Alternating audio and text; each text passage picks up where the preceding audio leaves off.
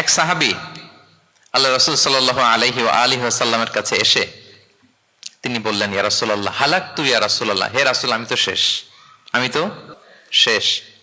রাসূল সাল্লাল্লাহু আলাইহি ওয়াসাল্লাম বললেন, ওমা আহলাকা, কি হয়েছে তোমার? তো সে বলে, ওয়াকাআতু আলা ইমরাআতি ফি রমাদান, আমি তো রমজান মাসের দিনের বেলায় আমার স্ত্রীর সাথে মেলামেশা করে ফেলছি, একেবারে ফাইনাল মেলামেশা, আমার সিমেন আউট হয়ে গেছে বডি থেকে।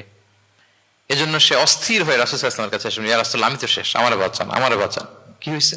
বলে, দিনের বেলায় রমজানে স্ত্রীর সাথে মেলামেশা, ইন্টিমেসি নিষেধ, আমি তো ইন্টিমেসিতে চলে গেছি, আমার কি হবে, আমারে বাঁচান। তো আপনারা জানেন যে ইচ্ছাকৃত যদি কেউ রোজা ভাঙে, আমি আপনাদেরকে বোঝাচ্ছি হচ্ছে ফ্লেক্সিবিলিটি, ইসলাম যে কতটা ফ্লেক্সিবল এটা আগে মাথায় রাখেন, যে what is the essence of flexibility in Islam, কতটা ফ্লেক্সিবল ইসলামের নিয়ম কানুন আর তাইসির।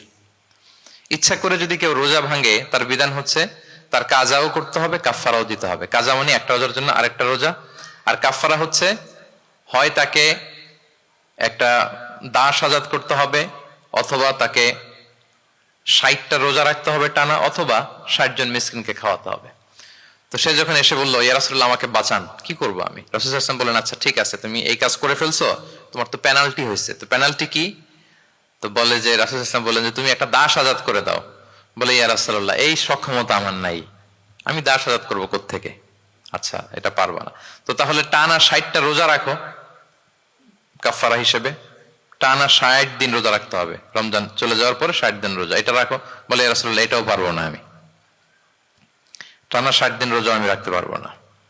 আচ্ছা এটাও যদি না পারো, তাহলে তুমি 60 জন মিসকিনকে খাবার খাইয়ে দাও। এবার সে বলে, ইয়া রাসূলুল্লাহ খাবারও খাওয়াতে পারবো না, আমি এই সামর্থ্য নাই। কি বিপদ! দাস আজাদ এটাও পারবা না, টানা 60টা রোজা এটাও পারবা না, 60 জন মিসকিনকে খাবার দিবা তাও পারবা না। তো কি আর করা, বসো, এক পাশে বসে আছেন উনি, অন্যান্য কাজ সারতেছেন। হঠাৎ এক ঝুড়ি খেজুর রাসূল সাল্লাল্লাহু আলাইহি ওয়াসাল্লামের কাছে আসলো, এক ঝুড়ি সাদাকার খেজুর আসলো। আসার পর রাসূল সাল্লাল্লাহু আলাইহি ওয়াসাল্লাম বললেন, ওই লোকটা কই যে এই কাজ করে ফেলছে? তাকে নিয়ে আসা হলো। রাসূল সাল্লাল্লাহু আলাইহি ওয়াসাল্লাম বললেন, যাও, দাসও আজাদ করতে পারবা না, 60টা রোজাও রাখতে পারবা না, 60 জন মিসকিনকে খাবারও দিতে পারবো না, তাহলে এক ঝুড়ি খেজুর আমার দরবারে আসছে, চ্যারিটির সাদাকার খেজুর, যাও এগুলো গরিবদের মাঝে বিতরণ করে দাও, তাসাদ্দাক বিহা ফিল মাদিনা, মদিনায় বিতরণ করে দাও। এবার সে বলে, আলা আফকারা মিন্না ইয়া রাসূলুল্লাহ, ইয়া রাসূলুল্লাহ আমার চেয়ে গরিব কাউকে দিতে হবে? রাসূল সাল্লাল্লাহু আলাইহি ওয়াসাল্লাম বললেন, হ্যাঁ গরিব কাউকে দিবা। বলতেছে, এই পুরো মদিনাতে আমার চেয়ে গরিব আর কেউ নাই।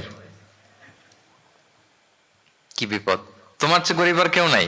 বলতেছে, আমি সবচাইতে মদিনায় গরিব। বলতেছে, তাহলে কি আর করবা, যাও তুমিই খাও, নিয়ে যাও বাসায়, তুমি আর তোমার ফ্যামিলি সবাই মিলে এটা খাও। চিন্তা করেন, আসছিল পেনাল্টি দিতে, নিয়ে গেল এক ঝুড়ি, কথা বোঝা নাই, নিয়ে গেল এক ঝুড়ি খেজুর। দেখেন what is the flexibility of Islam, ইসলাম কতটা ফ্লেক্সিবল, মানুষের সুবিধা অসুবিধাকে ইসলাম কতটা গুরুত্ব দেয়। আমরা ইসলামকে বোঝানোর ক্ষেত্রে, এক্সপ্লেইন করার ক্ষেত্রে এগুলো মাথায় রাখি না। তাহলে ইসলামের এই যে ফ্লেক্সিবিলিটি যখন কোনো নন মুসলিম দেখে, এই হাদিস যদি কোনো নন মুসলিম পড়ে, আপনি বলেন সে কি আর অন্য ধর্মে থাকতে পারবে? যে একটা ধর্ম এত ফ্লেক্সিবল হয় কি করে, এত ফ্লেক্সিবল। এভাবে আপনি যদি দেখেন যে রাসূল সাল্লাল্লাহু আলাইহি ওয়াসাল্লাম খুব সহজ করে দ্বীন ইসলামকে উপস্থাপন করেছেন।